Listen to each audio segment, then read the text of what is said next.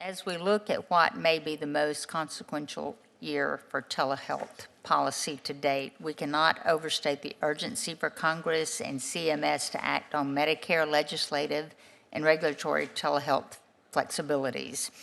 Our nation's healthcare systems and providers need clarity. We need stability to implement and maintain the operational and clinical practices needed to ensure seamless quality care for millions of Medicare beneficiaries nationwide.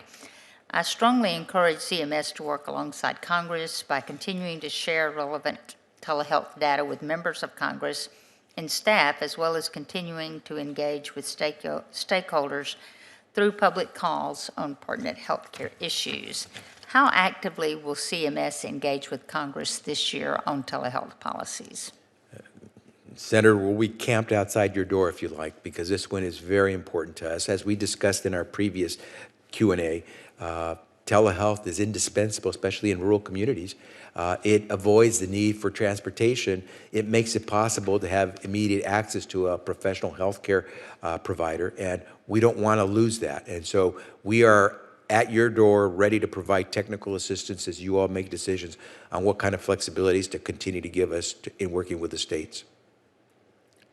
And as you know, many of those flexibilities that allow Medicare providers to offer telehealth expire at the end of this year. Yes.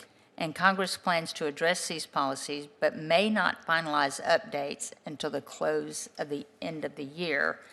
Will CMS be able to create a regulatory pathway to allow for immediate and seamless updates to policies when the law is updated?